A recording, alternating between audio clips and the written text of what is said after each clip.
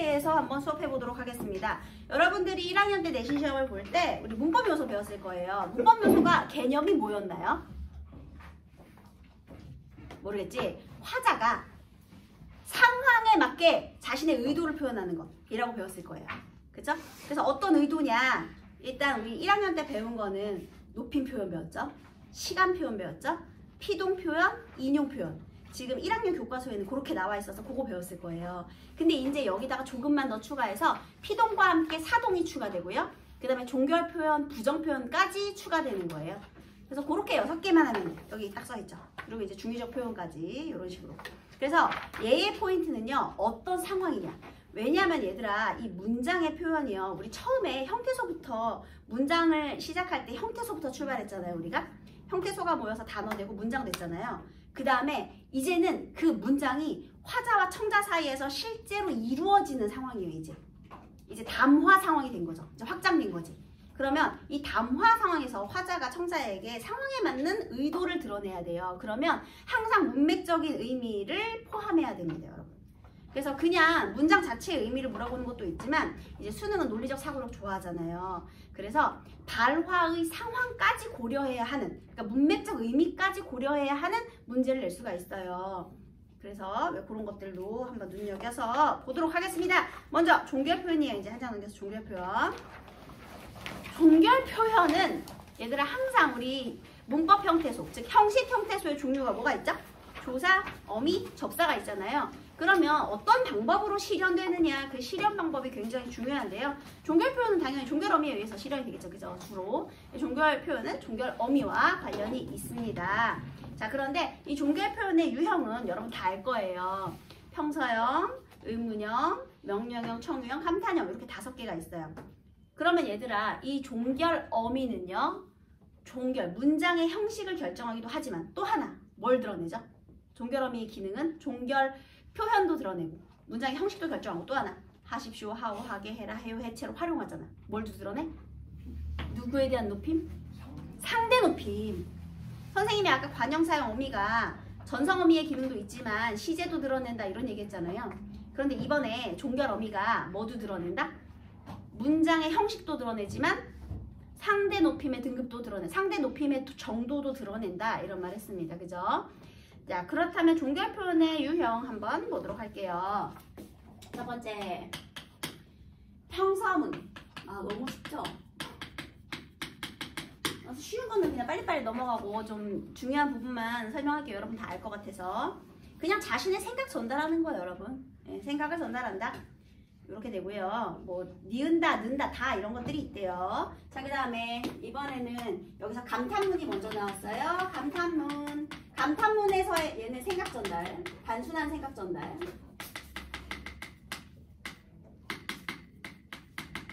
모든 것은 다 화자의 의도예요, 여러분. 네? 그 다음에 감탄문은요. 여기에서 포인트는 듣는 이를 의식하지 않고가 중요해요. 듣는 이하고 상관없이 자신의 느낌을 드러내는 거예요. 여러분 있잖아요. 감탄사. 우리 품사 중에 감탄사 기억하시나요? 감탄사는 놀람과 느낌 말고도요. 부르고 대답하는 말도 포함인 거 아시죠? 야! 이것도 뭐야? 감탄사. 여보세요? 이것도 어떻게 보면 부르고 대답하는 말이잖아요. 전화할 때 우리 여보세요? 도대체 그 여보세요의 품사가 뭡니까? 감탄사예요, 여러분. 예? 그 다음에 응, 아니 이렇게 단답으로 말하는 것도 감탄사에 해당이 될 수 있어요. 응 하고 자르면, 아니 하고 자르면 이런 것들. 자, 그래서 이렇게 자신의 느낌을 드러내는 문장, 그것이 감탄문 되고요. 이제 종결어미는 구나, 알아, 어라가 되겠습니다. 특히 이 알아, 어라라는 것은요. 형용사 뒤에 붙었을 때 감탄문이 되죠. 알아, 어라가 동사 뒤에 붙으면 당연히 명령형이 되겠죠. 근데 이제 형용사 뒤에 붙는 알아, 어라 이것은 뭐가 돼요? 감탄문이 됩니다. 그리고 대표적인 감탄형 어미는 구나가 되겠습니다. 그 다음에 세 번째 의문문. 자, 의문문은요. 말하는 이가 듣는 이에게 질문을 통해서 대답을 요구하는 거예요. 이거 일반적인 거죠. 자, 그럼 의문문의 종류에 대해서 한번 알아보도록 하겠습니다. 첫 번째, 우리 설명 의문문이 있죠. 판정 의문문부터 할게요. 얘들아, 판정 의문문 이거 뭐죠? 예, 아니요. 그러니까 긍정과 부정의 대답을 요구하는 거. 그 다음에 설명 의문문은 뭐죠? 구체적 설명을 요구하는 건데요. 여러분 가끔 어디서 의문사를 포함한 뭐 의문문이라고 하는데 우리나라에 의문사라는 품사 있냐? 그러면 언제, 어디, 무엇 이런 건 우리 뭐라고 해야 될까요? 의문사는 없어요. 우리말에 의문사 뭐 그런 거 없어. 걔는 물음말이라는 표현으로 바꿔주겠습니다, 여러분. 그래서 가끔 이제 의문사라는 표현을 사용하시는 분들도 계신데요. 엄연히 말하면 우리나라에 의문사라는 품사는 없기 때문에 그냥 물음말이라고 해주시면 돼요. 물음말. 그래서 얘는요, 물음말을 포함한 의문문으로서 구체적 설명을 요구하는 거예요. 네? 물음말은 품사가 뭐예요? 대명사일 수도 있고요. 명사일 수도 있고요. 부사일 수도 있고요. 그거 봐야 돼. 그래서 그냥 그런 것들을 뭉뚱그려가지고 뭐 이렇게 예를 들면 무엇 그랬어요. 무엇이 그럼 무엇 얘는 품사복이니 무엇 명사겠지. 그러니까 물음말이라고 해주는 거예요. 네. 자, 그 다음에 세 번째 여기서 이제 수사의문문이라는 것도 우리 배웠을 건데요. 수사의문문의 특징은 대답을 요구한다 안 한다? 안 합니다. 얘는요 대답이 필요가 없어요. 수사의문문은요. 그러니까 얘는 답변을 요구하는 문장이 아니에요. 답변을 요구하는 문장은 아니고요. 얘가 서술을 하거나 또는 명령을 하거나 그 다음에 감탄을 하거나 감탄을 하는 등등의 효과를 강조하기 위한 거예요. 자, 그러면 만약에 나왔어. 그러면 이제 우리 수능형 문제는 대부분 보기에 이런 이론들을 쭉 설명을 해주잖아요. 그죠? 우리가 아는 지식이 나왔다 그러면 보기 열심히 안 읽어도 되는 거 아시죠? 문제만 풀어서 문제만 보고 풀 수 있으면 바로 풀면 되고요. 이해 안 되면 보기 읽으시면 돼요. 시간 줄여야 되니까 보기를 꼭 읽을 필요 없죠. 전문을. 자, 그런데 이거 물어보겠지. 그러니까 이 의문문의 정체는 뭐냐 이런 거 물어보는 거죠. 예를 들면 야 그거 진짜야 어떤 애가 얘기했어. 근데 이 듣는 사람이 얘기하는 거야. 내가 네 말 믿을 것 같아? 자, 요거는 의문문이지만 어떤 기능이에요? 내가 네 말 믿을 것 같아? 믿지 않는다라는 서술을 강조하는 거죠. 되게 단호하게. 나 안 믿어를 강조하는 거죠. 내가 네 말을 믿지 않는다 이런 거. 됐죠? 네. 그래서 이런 거는 뭐 한정한 논문? 숙제했니? 네, 아니요. 되겠죠. 시험 범위가 어디니? 그리고 설명한 논문 되겠죠. 그죠? 그 다음에 뭐 지금 수사논문 이런 것들이 있고요. 그 다음에 이런 것도 있어요. 뭐가 있냐면요. 의견의 동의를 요구하는 거예요.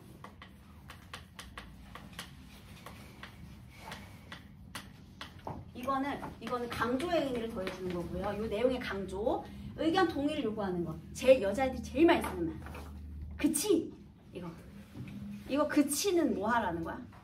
이거 응, 아니요를 요구하는 거예요. 그치에서 아니? 이건 아니잖아요. 이미 답은 정해져 있어. 내 말이 맞지 않아? 여기서 아닌데? 이러면 사이 안 좋아지죠, 여러분. 근데 너도 그렇게 생각하지? 물어봤어. 그럼 그건 뭐예요? 맞아 하고 동조를 원하는 거지. 그래서 그런 게 있죠. 그렇지? 뭐 이런 거. 그 다음에 이번엔 선택을 요구하는 게 있어요.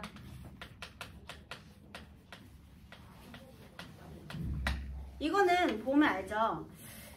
우리 오늘 스카 갈래 안 갈래? 선택 요구하는 거지. 이런 거. 그 다음에 이따 밥 먹으러 부대찌개 먹을래? 뼈다귀잡고 먹을래? 물어봤어. 그럼 둘 중에 하나 선택하라는 거죠. 그래서 이런 선택을 요구하는 문장. 그러니까 요거는 다 뭘 봐야 돼, 얘들아? 그 문장만 보면 안 되고 문맥적인 의미를 봐야 되겠죠. 그죠? 그 다음에 또 하나, 우리 표면적으로는 의문문이에요. 의문문은 원래 표면적으로 요런 기능을 드러내야 된단 말이에요. 근데 표면적으로 드러난 의미와 이면적인 의미가 일치하지 않을 수도 있죠. 자, 예를 들면은요. 있잖아. 좀 춥지 않니? 내가 만약에 창문이 열려 있어. 근데 춥지 않니? 물어봤어요. 창문 열려 있는데 내가 은혁이를 보면서 춥지 않니? 그러면 근데 추운데요? 이러면 제 사회생활 하는 걸 못하는 거야. 눈치가 더럽게 없는 거지. 그럼 뭐 해야 돼, 쟤는? 창문을 닫아라라는 어떤 기능을 수행하라는 거예요? 명령이지. 창문 닫아. 근데 내가 만약에 강압적으로 은혁아 창문 좀 닫아. 그러면 은혁이 기분 나쁠 수 있잖아요. 뭔데 명령해? 이럴 수 있잖아요. 그런데 은혁아 좀 춥지 않니? 이렇게 좀 부드럽게 얘기를 하면 아 창문 닫으라는 소리구나 이렇게 하면 되겠죠. 그죠? 그래서요 여러분 여기에서는 또 어떤 문제가 나오느냐, 우리 문장은요 항상 표면적인 의미와 이면적인 의미가 실제 담화 상황에서는 일치하지 않을 수도 있다라는 거죠. 그럼 뭐 표면적인 의미는 의문문인데 이면적인 의미는 뭐 명령을 수행한다든지 뭐 동의를 구한다든지 이렇게 다를 수 있으니 이런 것들을 파악하는 문제가 수능형 문제가 되겠습니다, 여러분. 그래서 문장 형식이 이렇게 간단해요. 자, 그 다음 이제 명령과 청유예요. 명령문은요 상대방에게 어떤 행동을 요구하죠.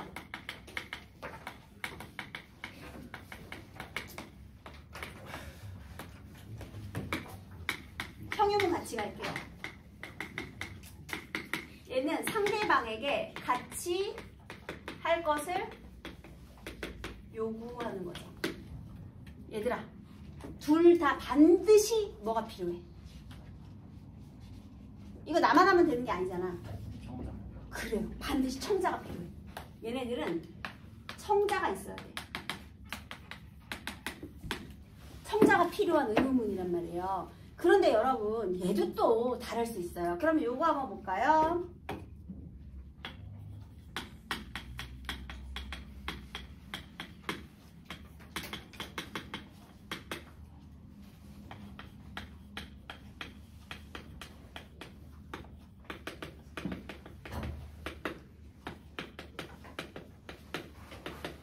간단하게만 적어봤어요.